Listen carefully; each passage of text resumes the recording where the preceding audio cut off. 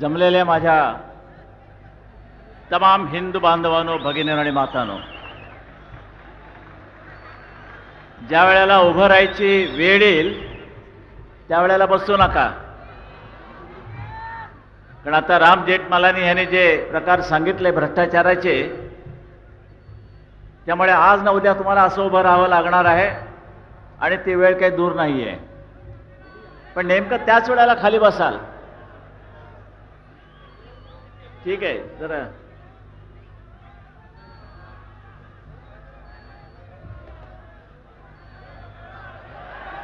नाही एकदम थोडं, अरे काय जरा आपल्याला पाहिजे ते थोडं, काय खटले घातले जातात, हे घातले जातात, तेवढ्याला त्यांचं ते थोबाड बंद करायला बरं असतं ते. बरं ठीक आहे, छान, धन्यवाद.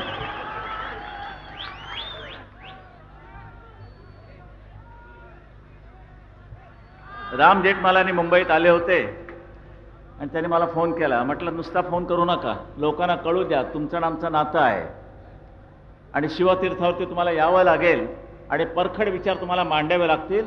आणि त्याप्रमाणे त्यांनी येऊन देशात कसा भ्रष्टाचार चाललेला आहे, दुसरं काही कामच नाही. काल एक गंमत म्हणून झाली, आमचे पत्रकार सुंदर झाली, चांगले प्रश्न विचारले. त्यामध्ये एक खास प्रश्न विचारला, म्हणजे खाजगीकरणाबद्दल तुमचं काय मत आहे. म्हटलं मला खाजगीकरणही पाहिजे, पण ते शरद पवारांसारखं नको. त्यांचं खाजगीकरण म्हणजे जिथे खाजवतील तिथून पैसे काढतात, असलं खाजगीकरण मला नको. देशाच्या हिताचं जे काही असेल, महाराष्ट्राच्या हिताचं जे काही असेल, लोकांच्या हिताचं जे काही असेल ते जरूर केलंच पाहिजे आणि आम्ही करणार. आणखीन एक चांगली बातमी म्हणजे काल वाचलीच असाल, त्याचे एक सामंत तिकडे आलेले आहेत. पुढे ज्या माणसाने एकलव्यासारखी लढाई दिलेली आहे आणि ह्यांनी अर्ज करून करून करून सतत ती लढाई शेवटी जिंकली आणि तुमच्या उच्च न्यायालयानं बॉम्बेचं मुंबई करायला परवानगी दिली, तो हाच मर्द. ह्याही वयामध्ये त्यांनी ती लढत दिलेली आहे आणि म्हणून त्यांचा आपल्या साऱ्यांच्या वतीने सत्कार करीत आहे. हां, बॉम्बेचं बंबई, बंबईचं मुंबई, आणि आता सगळ्यांनी त्याचा वापर करायचा. मुंबई ह्याखेरीज दुसरं काही नाही. ही अशी माणसं आहेत, चिवट आहेत, घोरपडीसारखी आहेत. बरं, तरुणांना लाजवणारं वय आहे. नाही तर आपण म्हटलं असं कशाला भानगडीत पडा, अमुक आहे तमुक आहे. तरी मी सरपोतदारांना सांगणार आहे की सरपोतदार, तुमची एक केस कोर्टामध्ये नुसती पडून आहे आणि ती म्हणजे मशिदीवरचे लाऊडस्पीकर. हे केव्हा खाली उतरवायचे. हायकोर्टाने कलकत्त्याच्या निर्णय देऊन टाकलेला की उतरवा, पहिल्यांदा खाली उतरवा. त्याने उतरवले. पण भयानक बातमी आहे, हे करत असताना दुसरी येऊन ठेपली, थडकली. आणि ती बातमी अशी, पत्रकारांच्या माहितीसाठी सांगतो, की ज्या आमच्या महाराष्ट्र सरकारची सुनता झालेली आहे त्यांनी नवीन फतवा काढलेला आहे. आणि तो फतवा असा आहे, शरम वाटते, की मशिदीमध्ये किती इमाम आहेत, मशिदीमध्ये, देवळात किती बडवे आहेत ते नव्हे, बरं, तर त्या मशिदीमध्ये किती इमाम आहेत, त्यांना जर पेन्शन द्यायचं झालंच तर किती आकडा येईल, असा फतवा त्यांनी चॅरिटी कमिशनरकडे पाठवलेला आहे. चॅरिटी कमिशनर, लिहून घ्या, चॅरिटी कमिशनरकडे हा फतवा आलेला आहे की सगळ्या मशिदीमध्ये एकूण किती इमाम आहेत आणि असलेच तर त्यांना पेन्शन द्यायचं झालं तर किती पैसा खर्च करता येईल याची माहिती त्यांनी मागवलेली आहे महाराष्ट्र सरकारनं. या शरद पवाराला शरम वाटत नाही. आणि तुम्ही तरी कसे मुरदाडासारखे बसणार आहात. कोणत्याही परिस्थितीमध्ये या वेळेला काँग्रेसला निदान महाराष्ट्रामध्ये गाडायचीच. पण हे करत असताना किती जणांनी आपली ओळखपत्र काढली तेवढं सांगा मला. हात वर करा. आम्ही सगळ्यांनी नाही, उगीच करायचं म्हणून करू नका हो. खरंच फोटो काढलेत. हा, काय नाही तर निर्णय जर वाकडा गेला, उलटा गेला तर चेहरे मात्र फोटो काढण्यासारखे होतील. प्रत्येक कडवट हिंदूवाद्यानं आपले फोटो काढलेच पाहिजे. तिकडे त्यांच्या रांका सुरू झालेल्या आहेत. कालच मला वाटतं आमच्या शिवसैनिकांनी एक बांगलादेशची मुसलमान पकडून दिली. नागपाड्याला जवळजवळ नाही म्हटलं तरी कमीत कमी 450 मुसलमानानं बांगलादेशचे पासपोर्ट दाखवून ओळखपत्र काढली. बोला आता ह्या कर्माला काय करायचंय मला काही कळत नाही. बरं, संतापून, नुसतं संतापून काय उपयोग आहे. हा संताप आता बाहेर पडण्याची वेळ आलेली आहे. मी म्हणतो जर ह्या निवडणुका सुखासुखी पार पडल्या तर ठीक, नाहीतर ह्या देशामध्ये यादवी युद्ध टाळता येणार नाही आणि ते होणारच. भयानक यादवी युद्ध होणार आहे. फार मोठा रक्तपात होणार आहे. मी राम जेठमलानी यांना सांगतो की ती जी आपण हॉर्नची कल्पना दिली, ही हॉर्नची कल्पना आम्ही आज ना उद्या कुठे ना कुठेतरी अंमलात आणणारच भ्रष्टाचाराच्या विरोधात. शरद पवार आणि त्याचं मंत्रिमंडळ जोपर्यंत तिथून खाली उतरत नाही तोपर्यंत त्यांच्या मागे हॉर्नचे भुंगे आम्ही लावणारच. करायला पाहिजे. बाकी सगळं ठीक आहे, इतकं काही चाललेलं आहे. जावयाला कसं मिळेल काम, मी मागे बोललो होतो. मी स्वतः त्यांना सांगितलं की अहो म्हटलं मुंबई ते पुणा रस्ता सरळ 5 मार्गी अरे अमेरिकन धर्तीवर द्यायला तयार आहे. तुमचा आम्हाला 1 रुपया नको, फक्त तुम्ही होकार द्या, परवानगी द्या आणि आम्ही बघा करतो की नाही. नाही म्हणे माणूस कोण आहे. म्हटलं माणसाची काय गरज आहे तुम्हाला, माणूस नंतर तुमच्याशी ओळख करून देईल की, पण आता कशा करता पाहिजे. नाही म्हणे माणूस व्यक्ती सांगितलं तर मी बघतो काय करायचं. म्हटलं नाही, त्यांनी मला परवानगी दिली नाही. म्हणजे पुण्याला जो आज त्रास होतोय 6-6 तास 8-8 तास, संध्याकाळी निघाला तर पहाटे पोचता मुंबईला, काय अंतर आहे. जेमतेम 2.5-3 तासाचं अंतर. रेंगाळ्यात गेला तर 3.5 तास, 6 तास लागतात, 8 तास लागतात. आणि हा जर रस्ता त्याने मला दिला असता की जो आता ह्या क्षणाला तयारही झाला असता, 90 साली मी त्यांना बोललो होतो, दिला नाही. सरळ 2 तासामध्ये तुमचं पुण्याला असं सरळ, कुठेही वाकड्या मार्गाने जायचं नाही. पण दिलं नाही. शेवटी खाजगी एक दौरा काढला, इंडोनेशियाला गेले, जाकार्तामध्ये त्यांचे जावई राहतात, त्यांच्या मार्फत कुठेतरी एका कंपनीशी एक कुठेतरी करार मदार करून आता तुम्हाला तो सरळ रस्ता मिळणार आहे. हा भ्रष्टाचार नव्हे? हा भ्रष्टाचार नाही तर मग का त्याच कंपनीला, का जिथे तुमचा जावई आहे तिथेच का? त्याला उत्तर नाही. आणि काय नाही, बाकीचे आपले जे काही आमच्या विरोधात आहे ते टोळकं एकत्र झालेलं आहे. खेळणार काय आता मी फारशी किंमत देत नाहीये. आणि झालं शेवटी, ते जे व्हायचं तेच झालं, जे मी म्हटलं त्याचप्रमाणे झालं. माझे काही भाकीत असतात, माझे काही राजकारणाचे आडाखे असतात, ते बरोबर येतात, तसेच होतात. त्यांनी माझ्याबद्दल एक तक्रार केली सीबीआयकडे, म्हणजे माझा पाठिंबा पाहिजे ह्या माणसाला. आणि सीबीआयकडे माझी तक्रार करतो की बाळासाहेब ठाकरे यांचे काहीतरी भाई ठाकूरशी संबंध आहेत. काय गरज आहे तुम्हाला? पुरावा असेल ना द्या की. पण असे समजते की, म्हणजे पत्रकारी भाषेत समजते की नव्हे, निश्चित हे असं आहे. तुम्ही जाहीर सांगतो की मला कसली लाज आली आहे, भाई ठाकूर हा शिवसैनिक होताच की. माझ्या सभेला वसई वगैरेच्या बाजूला जाताना भाई ठाकूर व्यासपीठावर येऊन बसायचा. मग आनंद निगे सांगायचा बाळासाहेब भाई ठाकूर तिकडे येऊन बसलाय. वाकून बघितलं की तो वाकायचा, नमस्कार करायचा, कधी गाड्या थार घालायचा. एकेकाळचे सगळे शिवसैनिक बदलले सगळे, त्यांनाच आमचे काही संबंध नाहीत. पण सीबीआयला कळवण्यासारखं काय होतं? ज्यांचा तुला पाठिंबा पाहिजे त्या माणसाच्या बाबतीत काड्या घालतोस. बरं, तुमच्याबरोबर जमलेलं टोळकं कोणचं? तिनईकर. बरं, त्याच्यानंतर हे जे बी डिसोजा, ज्यांचं थोबाड आत्ताच फुटलं, उपडे पडले आणि दात पडले. सामन्यामध्ये अग्रलेखामध्ये आम्ही ज्या वेळेला दंगलीच्या वेळेला जे अग्रलेख लिहिले ते काय गोमूत्रात बुडून नाही लिहिले. जे म्हटलं ते सत्य आहे आणि तेच बरोबर आता होत आलेलं आहे. आणि उद्या असं धरून चाललं की इमामांना पेन्शन देण्याची पाळी या महाराष्ट्र सरकारने महाराष्ट्रावर जर आणली, कारण हा पैसा तुमचा आहे, तुमच्या खिशातनं करोडरूपाने गेलेला, तिथे जमलेला, तुंबलेला, तो त्यांना वाटता. आणि ह्याच्यावर जर मी तळाडून कडाडून लिहिलं, तुम्ही माझ्यावर केस घालता. आणि एक फालतू कोणीतरी जे बी डुसाचा उठतोय आणि तो सांगतोय की हे अग्रलेख असं आहे, त्याच्या काय त्या अग्रलेखामुळे झालं काय? शेवटी कोणाचं नुकसान झालं, कोणाचा फायदा झाला? या तरुणांमध्ये जर देशाभिमान जर भिनवायचा नसेल तर मग कशामध्ये भिनवायचा? म्युन्सिपाल्टीच्या नळात? हे मी असंच लिहित जाणार. मला खटल्यांची पर्वा नाहीये. काल परवाकडे आणखीन एक नोटीस आली परभणीची, घाला म्हटलं. मला जे देश हिताचं असेल तेच मी करत राहणार, मला खटल्यांची पर्वा नाही. पण धोका काय? आलतू फालतू असे प्रत्येकजण पत्रकारांच्या विरोधात जर कोर्टात जाऊ लागले तर लिहिणं मुश्किल होईल. न्यायमूर्तीच्या शेजारी आम्हाला चेंबर ठेवावं लागेल. अग्रलेख लिहिला, न्यायमूर्तींकडे जायचं, त्यांना सांगायचं बघाव काही गडबड नाही ना, भानगड नाही ना, प्रॉसिक्युशन होणार नाही ना, खटल्यासारखं नाही ना. मग राहिलं काय तुमचं स्वातंत्र्य? म्हणून माझं असं म्हणणं आहे की आमच्या लिहिण्यावरती बंधन येता कामा नाहीये. आणि जर आम्ही वाकडे तिकडे लिहिलं तर त्याकरता गृह खातं बसलेलं आहे आणि दिल्लीमध्ये प्रेस काउन्सिल नावाची एक स्वतंत्र संस्था आहे. जी आमच्यावरती कारवाई करते.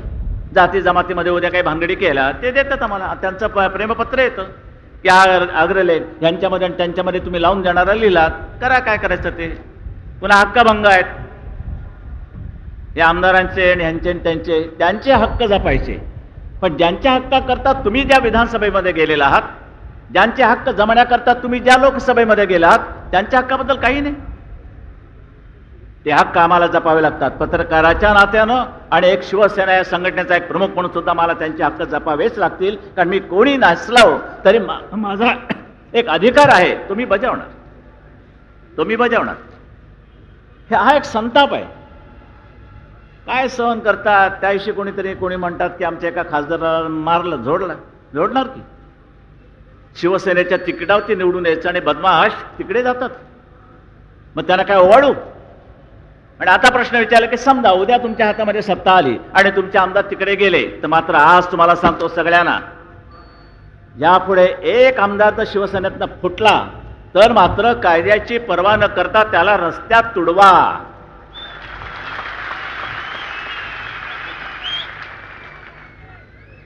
बरं, आणि महिलांनी ते एक चांगलं काम बजवावं. जाम काय अगदी काळं वेळं अगदी वाटतं ते त्याच्या अगदी अंगावरती नाचला तरी चालेल, पण ह्या भडव्यांना अशीच शिक्षा झाली पाहिजे. करणार की नाही, निवडून आल्यानं धडा शिकवणार की नाही, जर आरामखोरी केली तर. समजलं ना, हे करायला पाहिजे. मी लोकशाही फालतू लोकशाही मानत नाही. ही लोकशाही नव्हे की ज्या जनतेनं विश्वासानं शिवसेनेचा म्हणून तुम्हाला निवडून दिल्यानंतर तुम्ही तिकडे जाता पैशा करता.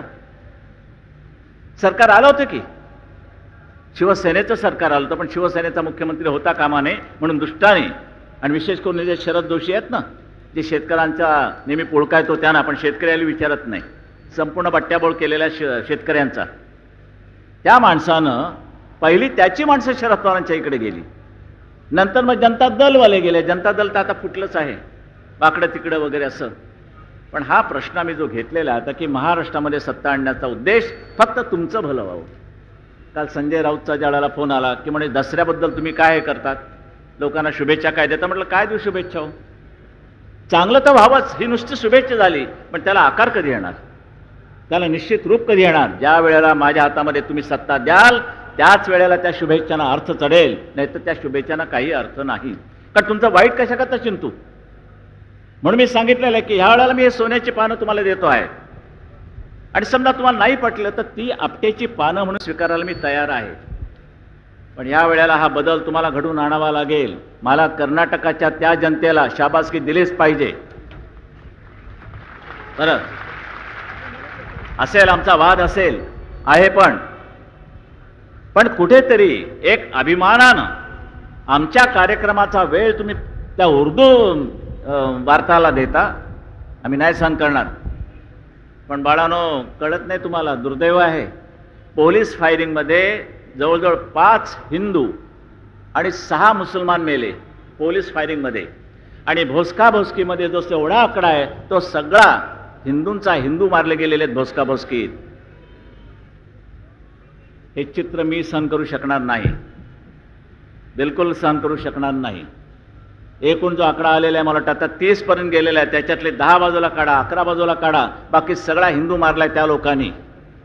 मला चिथवायचं नाहीये, पण तुमच्या हिंदुस्थानामध्ये तुमच्या पोटात सुरे जाऊ शकतात आणि सरकारला लाज नाही. ह्या पुढे मी तुम्हाला सांगतो, हे चित्र निदान महाराष्ट्रात, शिवरायाच्या मर्दांच्या महाराष्ट्रात मी सहन करणार नाही. काय याच्यामध्ये चिथावणी वगैरे काही नाही, आमच्या एकंदर जगण्या मरण्याचा प्रश्न आहे. आम्ही काही देवनारचे बोकड नवत किंवा काल परकारचा भांज्याचा खटीक खाना नाही आहे. तिरांकेत हिंदू उभे राहिलेले आहेत, प्रत्येकाच्या गळ्यामध्ये झेंडूची माळ आहे, आणि ते आपले चाललेले सुरापर्जित वगैरे वगैरे, चलो साले एकेकाची मुंडी घाल त्याच्या ह्याच्यात. हे नाही जमणार. गांडूची अवलाद म्हणून कधीही जगू नका. मेलात तरी चालेल, प्लेग आला तरी चालेल. मी उलट प्लेगच्या उंदरांना बोलेन, ये रे ये, या गांडूंना लवकर मरण आण, असं मी त्यांना सांगेन. कशा करता जगायचं? मर्द म्हणूनच आम्ही जगणार आहोत. आणि या मर्दांच्या बाबतीत म्हणाल तर या मर्दांशी टक्कर घेण्याची कोणी हिंमत करता कामा नये, असं दृश्य साऱ्या हिंदुस्थानात उभं राहिलं पाहिजे. आणि ते चित्र मी हिंदूंच्या रूपानं हिंदुत्वाच्या रूपानं उभं करतोय.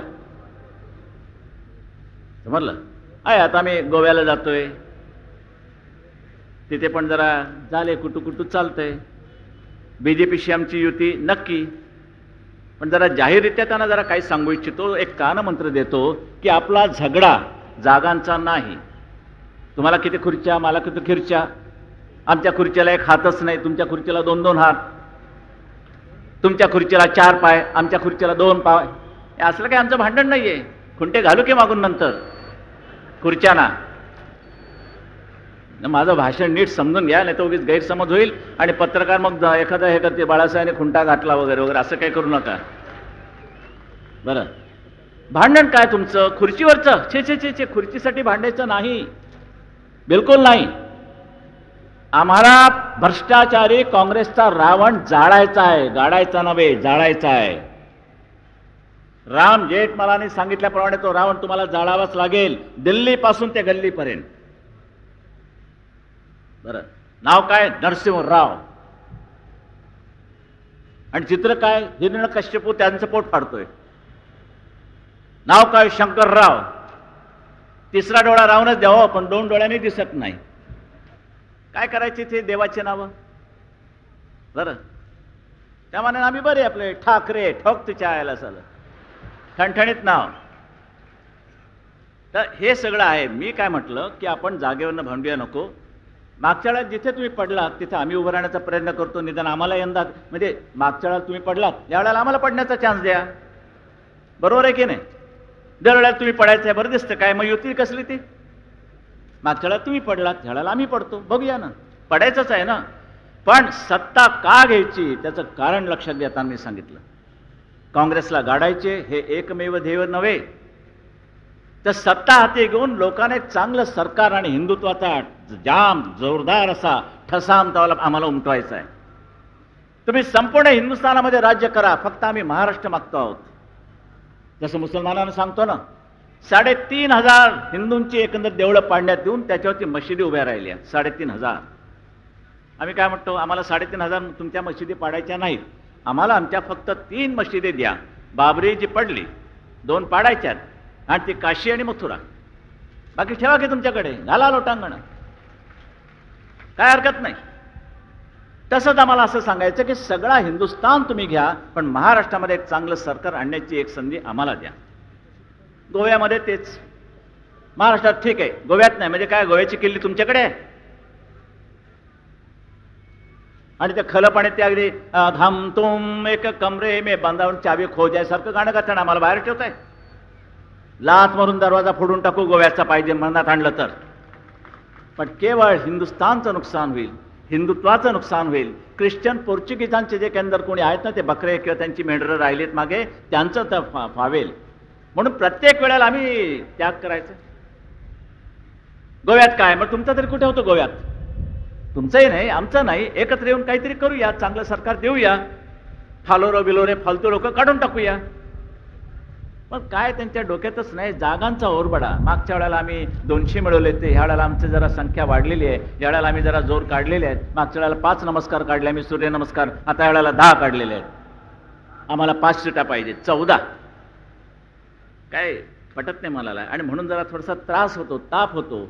पण शेवटी केवळ हिंदुत्वासाठी आणि सरकार गाडण्यासाठी आम्ही काही सहन करतो, ते दरवेळेला सहन करता येणार नाही. आणि उद्या दुर्दैवाने युती तुटलीच तर आपण काय करणार आहात? शिवसेनेचं सरकार स्वतंत्रपणाने निवडून आणणार आहात? आणू शकाल? नक्की? आईचान का आपला कंटाळा? बघू, मतदान सुरू झालेलं आहे, 2ला जाऊ, 2 वाजले, अहो उठताना, आणि 4ला जाऊ, 4 वाजले, अहो जाताना चहा पिऊन जाऊ. असं नका करू. पहिल्यांदा कर्तव्य बजवा. पण ही पाळी महाराष्ट्रात येणार नाही. परवा मी गोव्याला जातोय, जाहीर सभा होणार आहे, आणि त्यांना सुबुद्धी सुचेल अशी मी अपेक्षा करतो आणि प्रार्थनाही करतो. पण जागांचा बंटवारा हे आमच्या पुढे ध्येय नाही. मग ते म्हणते, मग असं जर असेल मग तुम्ही आम्हाला कशा करता? आज पूर्ण महाराष्ट्रामध्ये आपण विचार कराल तर शिवसेना जेवढी एकंदर मजबूतीने उभी आहे, पाळमुळं जेवढी खोल गेली तशी तेवढी तुमची नाही आहे, बिलकुल नाही. आणि सत्य असताना आमच्या जोरावरतीच तुम्ही आलात ना, तुमचा आम्हाला फायदा झाला असं आम्ही नाही म्हणत नाहीये. पण कधीही तुमचे 10 खासदार ह्या महाराष्ट्रात केव्हाही निवडून आले नाही, ते त्यावेळेला आले. हा युतीचा परिणाम लक्षात घ्या, आम्ही लक्षात घेतो. आम्ही असं म्हणत नाही की केवळ आम्हीच आणि आम्हीच नव्हे, तुम्ही सुद्धा आम्ही सुद्धा मिळून हे असं. पण काय ऐकायलाच तयार नाही. तर अशी गोचिडी प्रवृत्ती ठेवू नका, बिलकुल ठेवू नका. दूध प्यायचं तर सरळ दूध पिया. दूध संपलं तरी मात्र रक्त प्यायला लागाल तर मात्र पंचायत होईल. हे एक प्रेमळ सूचना मी त्यांना करू इच्छितो. बाकी वाव आहे सगळे. तर एक एक एक एक मुद्दे आणले तर काय होणार आहे तर काय सांगायला नको. काल परवाकडे गरबा झाला, केवढा त्रास, किती फोन मला, किती गुर्जर बंधू यायचे, बालासाहेब ते असा झाला, बालासाहेब तसा झाला. आणि एके ठिकाणी तर पोलिसांनी लाठ्या मारून ते ढोल बिल सगळे तोडून टाकले. 2 लाख रुपयाचं नुकसान झालं. 2 लाख रुपयाचं नुकसान. कोणचा कायदा, कोणची ही लोकशाही? आमच्या सणासुदीच्या दिवशी सुद्धा आमची हत्यारं फोडली जात आहेत, आम्हाला तुडवलं जातंय. मी पोलिसांना दोष देत नाहीये, पण हे सारे बसलेत ना वरचे हे महारोगी, त्यांच्याबद्दल काय? त्यांना हलवल्याशिवाय काही करता येणार नाही. फक्त एवढंच आहे, काही चांगले पोलीस असतात, काही अत्यंत गुरमीत, खडा अडकल्यासारखे. काय आता काय बोललात? एकाला सांगितलं त्यांनी, तू आता काय बोललात? तू काय बोललो म्हणाला? ते तुमच्या साहेबांनी वरती फोन केलाच मुळी, जरूर केला. सहानीना फोन केला, पोलीस कमिशनर. अहो म्हटलं 10:30 वाजता तुम्ही काय करता? 10 वाजता तर त्या गरब्याची दांडियाची सुरुवात होते आणि अर्धा तासात काय करायचं? जरा जिथे काही अशी वस्ती नाहीये, कुठच्याही इमारतीला त्रास होत नाहीये, मोकळं पटांगण आहे, कॉलेज आहे, रात्री काय कॉलेज चालत नाही आणि कोणाची तक्रार नसेल तर जाऊ द्या की, नाचू द्या की थोडंसं, नाहीतर आयुष्यात काय राहिलंय? बरं, आम्हाला त्या ब्रह्मभट्टाला नाचायला बोलवावं लागतं आणि नवलकरला वाटतं की मला हे नाचायचं सारखं वाटतं. प्रमोद नवलकर, आपली भूमिका ती नाही. आपण नाचायचं नाही, आपण दुसऱ्यांना नाचायला लावायचं असतं. हे विसरू नका आपली भूमिका. पण दांडियावरती बंधन, ह्याच्यावरती बंधन आणि मुसलमानांची नमाजासाठी भर रस्त्यावरची जेव्हा ढुंगणं वर जातात त्याच्यावरती तुम्हाला लाथ घालता येत नाही. या हजी अलीला गाड्या अशा आणाव्या लागतात, अशा इकडून का? हे इकडे वर आलंय त्यांचं. बरं, हे गॅस सिलेंडर असे वर आलेले आहेत. हे मी जर बंद झालं नाही तर आम्हाला पुन्हा महाआरती चालू करावी लागेल.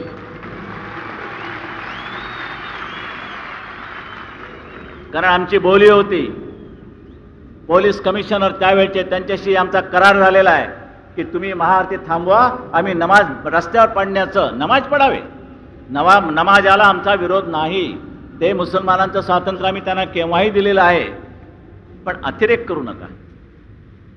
जशी आमची महाआरती रस्ते अडल्यामुळे जर आमच्यावरती खटले घातले जात आहेत, आमच्यावरती खटले घालायला सुरुवात केलेली आहे. महाआरतीमध्ये कोण कोण होते त्यांच्यावरती खटले भरायला सुरुवात केलेली आहे. हिंमत असेल तर करावं, खटले भरावं.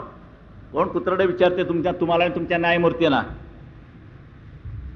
पण जर आमच्यावरती खटले घातले जाणार असतील रहदारीला अडथळा केल्याबद्दल, तर त्यांना सुद्धा तुम्हाला रहदारीच्या अडथळ्याबद्दल खटला घालावा लागेल. याला म्हणतात सर्व धर्म समभाव. नाही तर 2 फुल्यात गेला तुमचा सर्व धर्म समभाव. फुल्या कशात घालायच्या दादा कोणक्यांना विचारायचं. बरं, हे नाही सहन करता कामा, बिलकुल करू नका. आमचं मुसलमानांशी तसं वैर नाहीच. काल परवाकडे मला कोणी प्रश्न विचारला ना की राष्ट्रवादी मुसलमान म्हणजे तरी काय? अहो म्हटलं म्हणजे तरी काय?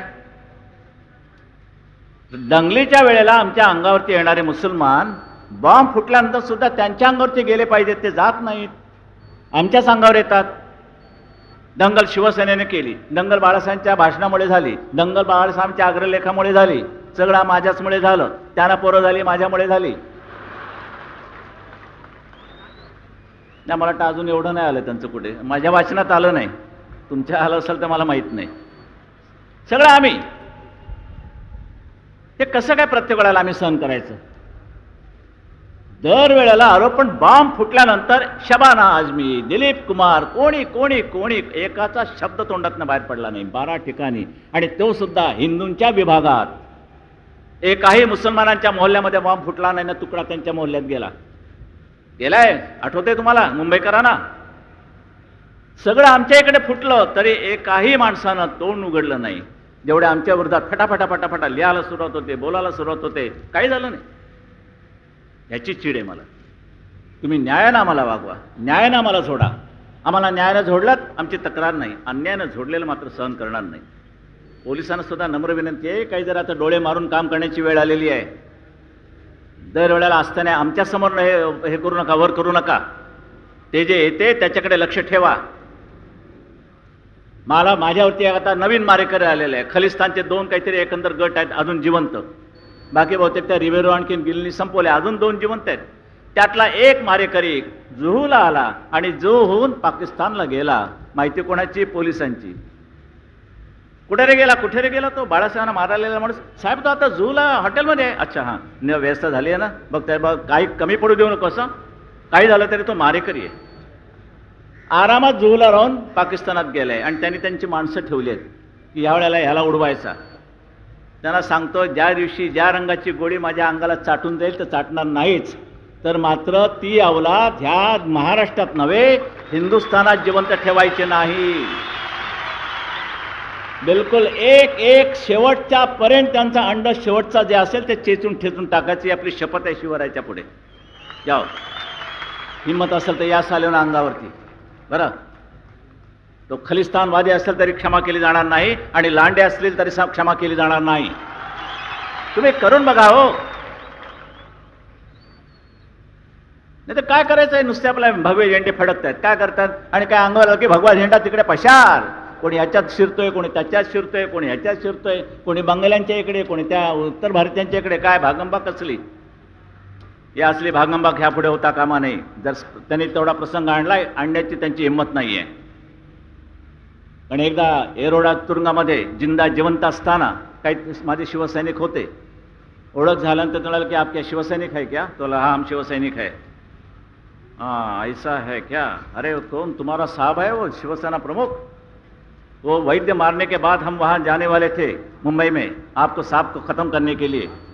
हम आए भी इतना तक, फिर हम वापस आए. क्यों? तर त्यांनी असा विचार केला की ह्या माणसाला जर उद्या धक्का लागला तर आपले शीख समाज हा जागेवरती राहायचा नाही, म्हणून ते परत गेले. नशीब त्यांचं, समाजाचं. मूर्खपणा केला असता त्याने. आणि हा सगळा शीख समाज काय तुमच्या मालकीचा नाही आहे. कडवटपणानं देशाचं रक्षण करणाऱ्यापैकी एक समाज जर कुठचा असेल तर तो शीख समाज आहे. त्याला बिघडू नका. म्हणूनच मला ज्यावेळेला मला वाटतं इंदिरा गांधी मारल्यानंतर तुमचे हे आले होते आत्ता त्यावेळेला झैलसिंग, मी पत्रकारांना सांगितलं कालच्या त्या उघड्या सभेमध्ये, परिषदेमध्ये, झैलसिंगनी मला बोलवलं आणि खास अभिनंदन केलं, आभार मानले. दत्ता नलोडे माझ्याबरोबर होते त्यावेळेला, हे आपले महापौर, ते माझ्याबरोबर होते, इथे आहेत. मी त्यांना विचारलं, राष्ट्रपति जी आपने मुझे क्यों बुलाया? नहीं बाला साहब, मैंने आपको इसलिए बुलाया कि इंदिरा गांधी जब मारी गई तो दिल्ली में 2,500 हमारे सिख लोगों की हत्या हो गई. 2,500 शीख मारले गेले. तेवढ्या बायका विधवा झाल्या आणि 50,000 शीखांनी दिल्ली सोडली. 50,000, कल्पना करा काय त्यावेळेला त्या दिल्लीमध्ये झालं असेल त्या शीखांचं. देशाचं रक्षण करणारा एक शीख समाज. पण म्हणे मुंबईमध्ये काही झालं नाही, एकाही शीखाला धक्का लागला नाही. ह्याचं कारण म्हणे तुम्ही आहात. बरं, आपकी उंगली ऊपर जाती तो सिख समाज की बहुत बुरी हालत होती, मगर आपने उंगली उठाई नहीं, इसलिए मैंने आपको बुलाया है धन्यवाद देने के लिए. मग त्यावर मी त्यांना हेही सांगितलं की म्हटलं आभारी आहे आपला. पण म्हटलं आजच्याच वर्तमानपत्रामध्ये एक बातमी आलेली आहे. ते म्हणले कोणसी? म्हटलं सायन कोळीवाड्याच्या इकडे 2-3 अतिरेकी पकडले तुमचे खलिस्तानवादी आणि त्यांना सहारा देणारे तुमचेच लोक आहेत शीख. ऐसी ये बहुत बुरी बात है. अरे म्हटलं बुरी म्हणजे काय? राष्ट्रवादी मुसलमान, राष्ट्रवादी कोणी, राष्ट्रवाद्याचा अर्थ समजून घ्या. मुसलमानांच्या बाजूला जर कोणी पाकिस्तानचे हिजडे लपले असतील तर त्या राष्ट्रवादी मुसलमानांनी आपण होऊन पोलिसांना कळवलं पाहिजे की माझ्या बाजूला एक आतंकवादी पाकिस्तानवादी इकडे राहिलेला आहे, ताबडतोब त्याला पकडून घ्या. याला म्हणतात राष्ट्रवादी मुसलमान. पण हिंदूंची मारायला आलाय म्हणून गप्पा बसणारा जो कोणी असेल ना लांडा, त्याची आम्ही पर्वा करणार नाही. आणि यापुढे तर तुम्ही शपथ घेतली पाहिजे की जर संशय आला पाकिस्तानवादी हे औलाद आहे, तुम्ही त्याला खतम करा, हो आकडा खतम करा. नाही ते दिल्लीमध्ये बसलेले हिजडे त्या यासीनला सोडून दिला. यासीन बसला कशा करता? यासीन कोण? तो JKL जो म्हणून ती आहे फ्रंट तिकडूनची काश्मीरमध्ये, म्हणजे अतिरेक्यांची, त्यांचा प्रमुख. तो उपोषणाला बसला. का उपोषणाला बसला? नाही म्हणे ते हजरतबालच्या समोर खंदक खणलेले आहेत मशिदी पुढे, ते म्हणे तुम्ही त्यामधला आर्मी हटवा. उपोषण कोण करतोय? आपल्या विरोधातला शत्रू. आणि आर्मी आपली त्यांना हटवण्याचा त्याने हट्ट केला, तर आणि तरच मी माझं आमरण उपोषण मागे घेईन, नाही ते घेणार नाही. आमच्या सरकारनं त्याच्यापुढे लोटांगण घातलं, खंदकातलं सैन्य हटवलं आणि यासीनने उपोषण सोडलं. तुमच्या बाबतीत करेल का एवढं सरकार? इमामच्या पेन्शनची काळजी करणारं सरकार तुमची काळजी घेईल? खंदकातनं आमचं सैन्य हटवलं, हा सैन्याचा भयंकर महाभयंकर अपमान आहे. सैन्य म्हणजे काय? तुम्ही म्हणाल त्याप्रमाणे. आणि यासीन सारख्या एका हलकट माणसाची ज्यांनी 400 हिंदूंचे मुर्दे पाडले, त्याची आपल्या अदालतवरती मुलाखत, यासीन मलिक मुलाखत. आणि त्यांनी शेवटी काय म्हटलं? जगामध्ये सगळ्यात जर कोण क्रिमिनल गुन्हेगार असेल ते तुमचे महात्मा गांधी आणि सुभाषचंद्र बोस आहेत. हे यासीन मलिक म्हणाला, बाळ ठाकरे म्हणाला नाही. म्हणाल्यानंतर कुठेही काहीही ॲक्शन नाही, काही नाही, काही नाही. आज जरी नथुरामाचं नाव काढल्याबरोबर त्याच्या मागे लगेच खटल्याचा ससेमिरा लागतो. आणि या भडवा यासीन पाकिस्तानचा अतिरेकी तिथे येऊन तुमच्या महात्मा गांधींना शिव्या देतो, त्याबद्दल तुम्ही कुठे खटला घालायला तयार नाही. उलट आमरण उपोषणामध्ये मरण्याची शक्यता आहे. म्हणून त्याला सांगते, तू म्हणतो त्याप्रमाणे वागतो, सैन्य मागे घेतो, खंदक बुजवतो, पण मरू नकोस. हे राज्य करते. इतक्या नागडीपणाने राज्यकारभार ह्या देशाचा चाललेला आहे. भ्रष्टाचार होणार नाही तर काय होणार? हा भ्रष्टाचार गाडायचं एकच. आसामची जनता जशी उभी राहिली होती ना, आसामची जनता सत्ता दिली. तुम्ही एक प्रयोग माझ्या बाबतीत करा. हा बाळ ठाकरे आयुष्यामध्ये जर हरला ना, तर देशाला भवितव्य राहणार नाही, एवढं लक्षात ठेवा. आणि म्हणूनच सर्वात जास्त जबाबदारी माझ्या सहकाऱ्यांपेक्षा माझ्यावर आहे की मी हरता कामा नये आणि मी तुम्हाला हरू देणार नाही. म्हणून एक अशा उभारीने उभे राहा की संपूर्ण महाराष्ट्रामध्ये जिथे जिथे काँग्रेस उभी राहिलेली असेल ना, तिथे तिथे तिचा निपात करावाच लागेल. पैशाचे जर लाचार व्हाल तर शिवरायाचं नाव घेऊ नका, हा भगवा झेंडा हातामध्ये ठेवू नका. 5 लाखाला नंतर विकले जाणार असाल, 10 लाखाला विकले जाणार असाल आणि आता मात्र भ्रष्टाचाराचा निषेध करणार असाल, तर हे ढोंग महाराजांना सुद्धा आवडणार नाही. आणि हे ढोंग तुमच्या मराठ्यांच्या रक्तामध्ये असता कामा नये, एवढी काळजी घ्या. म्हणून शिवसैनिक तुमच्याकडे आदरानं लोक पाहतायत, तो आदर तसाच ठेवा. आज जास्त तापत नाहीये, कारण आता झाला 1 वाजायला आला, लांबून लांबून आलेले आहात.